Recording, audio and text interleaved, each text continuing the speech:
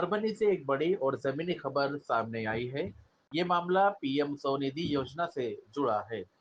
वो योजना जो सड़क विक्रेताओं ठेले वालों को आत्मनिर्भर बनाने के लिए भारत सरकार ने शुरू की थी।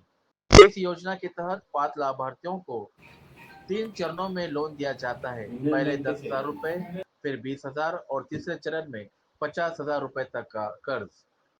लेकिन अब शिकायतें सामने आ रही है कि परभनी शहर की यूनियन बैंक ऑफ इंडिया समेत कुछ अन्य बैंकों में जिन लाभार्थियों ने पहले 10,000 का कर्ज पूरी तरह चुका दिया है, उन्हें अगला 20,000 का कर्ज देने से स्पष्ट रूप से मना किया जा रहा है। बैंक अधिकारियों का कहना है, आपका खाता डिसेबल है, इनेबल करने का अधिकार हमारे पास नहीं।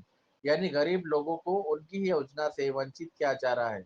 इन अन्याय के खिलाफ राष्ट्रवादी कांग्रेस पार्टी असंगठित कामगार विभाग के जिलाध्यक्ष समीर अहमद, शफीक अहमद कुरैशी, फहीम खाजी पत्रकार साहब, जिला चिटनीस अब्दुल जब्बार इनकी मौजूदगी में जिलाधिकारी कार्यालय परभनी को एक लिखित निवेदन सौंपा गया है। इस इन नेताओं ने जोर देकर कहा कि जिन लाभार्थियों ने ईमानदारी से पहला कर्ज चुका दिया है, उन्हें दूसरा और तीसरा चरण का लोन यानी 20 और 50,000 रुपए तुरंत दिया जाए। अब सवाल उठता है, क्या गरीबों के हक की ये योजना बैंकों की लापरवाही की भेंट चढ़ जाएगी या फिर प्रशासन आगे आकर इनकी आवाज सुनेगा और न्याय दिलाएगा? लोग पुकार न्यूज़, सच्चाई की आवाज आपके साथ। हमारे पास कुछ लाभार्थी आए थे पीएम स्वनिधि के, जो स्ट्रीट वेंडर्स और ऑकर्स है। उनको बैंक में जैसे पहले 10,000 का लोन देती है कारोबार करने के लिए, वो फेडने के बाद फिर 20,000 का, फिर 20,000 के बाद 50,000 का, ऐसा प्रोसीजर है।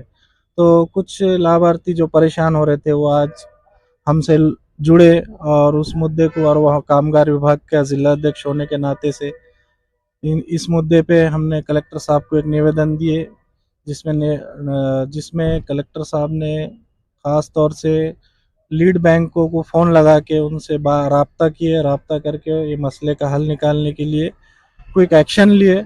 और बैंक वालों की तरफ से आश्वासन दिया गया है कि 2 दिन बाद स्टेडियम के पास कैंप लेने वाले हैं। पीएम स्वनिधि से कंसल्टेड जितने भी डिसेबल अकाउंट हुए हैं वो इनेबल करने की उसमें कोशिश करने का आश्वासन दिए।